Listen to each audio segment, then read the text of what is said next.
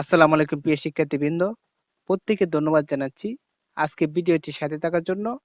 আজকে আমরা আলোচনা করব সাহায্যকারী ভার্ব এর আউটরো সম্পর্কে। আউটরো দিয়ে কিভাবে ইংরেজিতে বাক্য তৈরি করব কথা বলার জন্য এবং লেখার জন্য তা নিয়ে আলোচনা করব। তাই যদি আউটরো সম্পর্কে জানতে চাও তাহলে সম্পূর্ণ ভিডিওটি সাথেই থাকো এবং সাবস্ক্রাইব, লাইক, কমেন্ট, শেয়ার করে এনজয় করো এই চ্যানেলের সকল ভিডিও। আমরা এই চ্যানেলে ইংরেজিতে কথা বলার জন্য এবং লেখার জন্য সকল নিয়ম নিয়ে আলোচনা করব। ওকে, তাহলে দেখো, আউটরো অর্থ উচিত।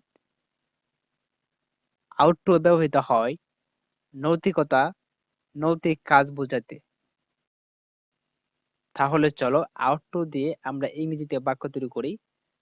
তাহলে প্রথমেই দেখো, গঠন subject plus outro plus verb one plus বাকি অংশ। তার টিকেট খেলা উচিত। এখানে দেখো তার হলো সাবজেক্ট, কিন্তু এখানে তার পসেসিভ কেসে অর্থ প্রকাশ করেছে।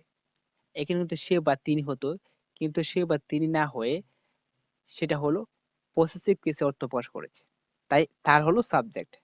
এখানে তার হলো সাবজেক্ট, টিকেট হলো অবজেক্ট এবং খেলা হলো ভার্ব বা ক্রিয়া। এবং দেখো বাংলা বাক্য শেষে উচিত শব্দটি আছে, তার মানে আমাদেরকে অবশ্যই আউটরো আনতে হবে। তাহলে দেখো প্রথমে গঠন সাবজেক্ট, সাবজেক্ট হলো তার, তার ইংরেজি হলো এখানে হি প্লাস আউটরো, এখানে আমরা আউটরো দিলাম প্লাস ভার্ব ওয়ান, ভার্ব হলো খেলা, খেলা ইংরেজি হলো প্লে প্লাস বাকি অংশ, বাকি অংশ হলো টিকেট, টিকেট ইংরেজি হলো টিকেট। তাহলে দেখো হি আউটরো প্লে টিকেট, তার টিকেট খেলা উচিত, তার রান্না করা উচিত। তাহলে প্রথমে তার হলো সাবজেক্ট, রান্না করা হলো ভার্ব বা ক্রিয়া এবং দেখো উচিত শব্দটি সাথে আছে। ওকে, তাহলে দেখো প্রথমে সাবজেক্ট, সাবজেক্ট হলো তার, তার ইংরেজি হলো সি প্লাস আউটরো। এখানে যেহেতু উচিত আছে, যেখানে আউটরো হবে দিলাম outro plus verb one, verb হলো রান্না করা, রান্না করা ইংরেজি হলো কুক প্লাস বাকি অংশ, বাকি অংশ এখানে আমি রাইস দিলাম, যেহেতু এখানে ভাত কথাটা উল্লেখ নেই, তারপর আমি এখানে রাইস দিলাম। তাহলে দেখো সি আউটরো কুক রাইস, তার রান্না করা উচিত। এখানে দেখো উচিত শব্দটি থাকার কারণে কিন্তু বাক্যের মধ্যে আমাদেরকে আউটরো আনতে হয়েছে।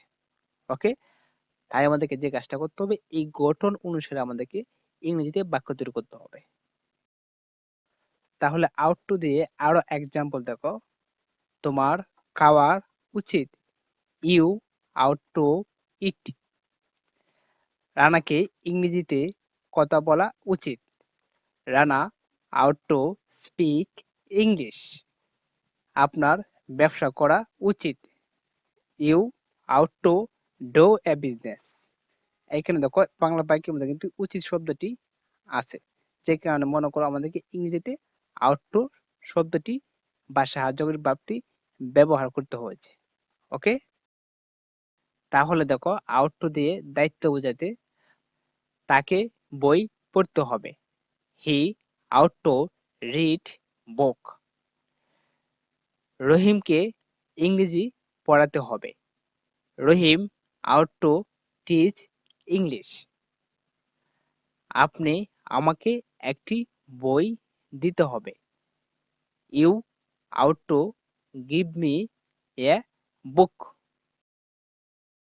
তাহলে দেখো আউট টু দিয়ে নেগেটিভ করতে চাইলে, গঠন subject plus ought plus not plus to plus verb one plus বাকি অংশ।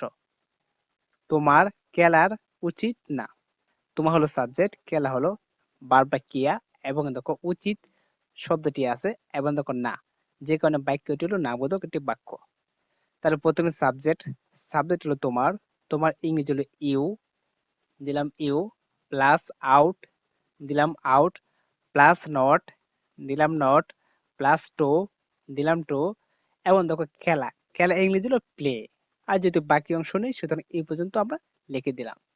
তাহলে দেখো you ought not to play, তোমার খেলার উচিত না। রহিমের পাখি ধরা উচিত না।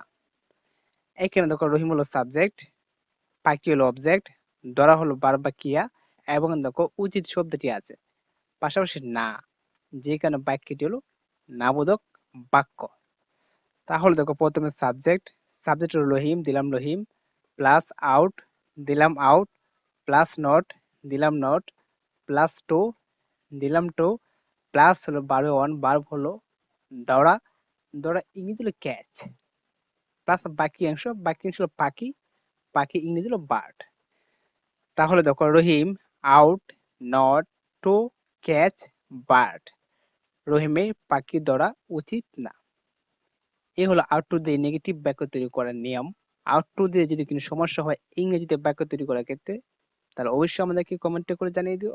আমরা চেষ্টা করবো তোমাদের সকল কমেন্টের উত্তর দেওয়ার জন্য। তাহলে আজকে পর্যন্তই। ধন্যবাদ সকলকে। আল্লাহ হাফেজ।